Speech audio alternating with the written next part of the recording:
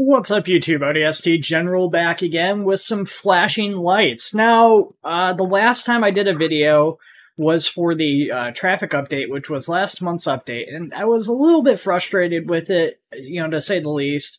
There was definitely a lot of, I would say, smaller issues with it. I mean, there's the general bugginess that is flashing lights, which I generally don't mind too much. But, with it being a traffic-focused update, vehicles spawning in, really close, making it hard to do things like speed traps and stuff like that. One of the things they have actually addressed in this month's update, which is unrelated, but they've made it so vehicles spawn further away, which is fantastic. I'm really excited about that. Now, this is going to be a shorter video because I'm really just going to be showing off this month's stuff, which is, I guess, a asset spawner, I guess you could call it. I'm not sure what they properly call this thing, but basically the host of a game, or if you're playing single player, you can choose to spawn in items and objects now into the game world, and there's a bunch of different stuff.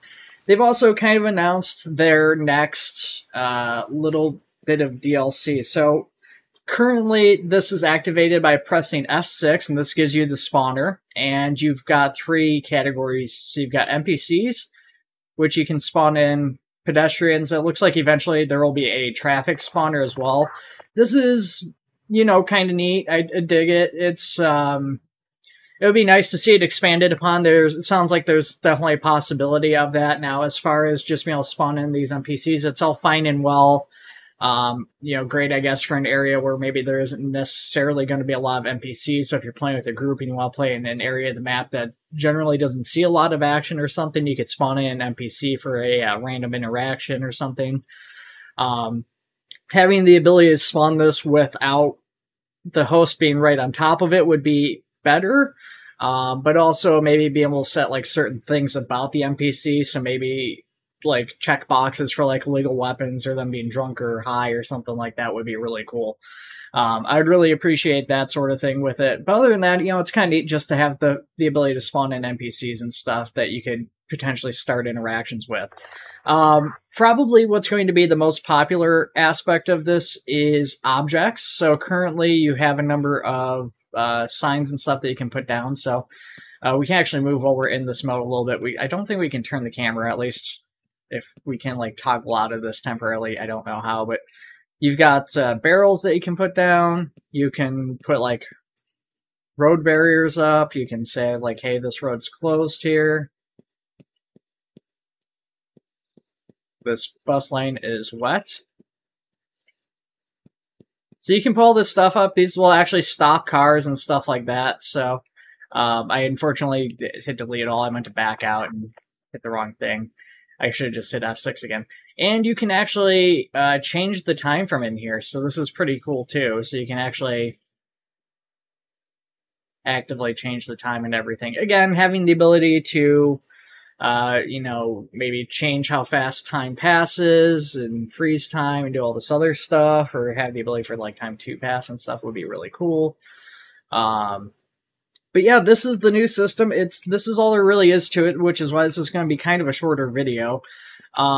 With that being said, it's really awesome. It's a really cool new thing they've added. Now, one of the other things that got talked about is the upcoming patch here, and we don't have a lot of information on that. Now, they have teased a little bit. They've shown us a very, very low resolution, very small thumbnail of the upcoming patch. Now, we do know the next one coming out for September is an EMS update, which for me is pretty welcome. I don't know what we can really expect with the EMS update.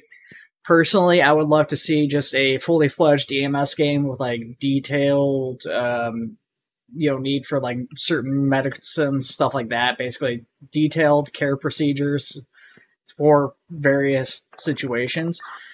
I know we're not going to see that in flashing lights, but just seeing that somewhere would be really awesome. I'd be pretty excited for that. But we've also got a thumbnail with a guy with a truck with a bunch of stuff in the back of the truck. I don't really know what to anticipate off of this particular image. I guess maybe it's just going to be additional items and stuff that you can find, additional illegal goods maybe. I don't know. There could be a few things, I guess, that could potentially be. It's hard to say. It could just be additional vehicles and stuff like that are getting added in, but I don't really know. Or it could be like a physicalized inventory type of deal. I doubt that, but it could be. And then the last picture shows a number of emergency vehicles with a bunch of different skins. Now this one, I personally think it's kind of obvious that it's a good indicator that we're going to be getting a major update to the modding capabilities of the game.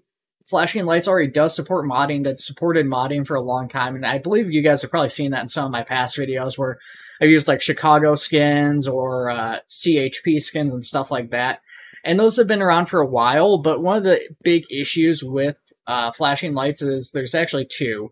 Is one, those break every time the game is updated, or at least they have in the past. I don't know if that's still the case, but previously that was a big issue, is that you had to basically reset up your modded skins and everything every time the game updated. And two was just kind of ease of access and ease of being able to utilize these. There is no Steam Workshop support for modded skins, so personally I'm really hoping and thinking that that's probably what we're going to see, is we're going to see addition of Steam Workshop support and easier capability to actually mod and have like different skins and stuff for the vehicles. Now, I really am hoping that's the case. I don't know for sure, but that's my personal bet. So pretty exciting stuff. The second update, which is probably going to be, you know, like the October update, maybe November update. I don't really know what to say on that one, or I don't know how I feel about it, because again, I'm not really sure what that one's going to entail. It could be really awesome, it might not be. Of course, we'll talk about that more as this news comes up, so probably not over the course of next month here, but September when we get the next update, I suspect. We'll talk more about it, or maybe I'll do a short video if we get what all three of the updates are here in August, which I think is actually maybe the case. I don't know. At any rate, guys, thanks for watching the video. I know it's a short one, but I hope you guys enjoyed it.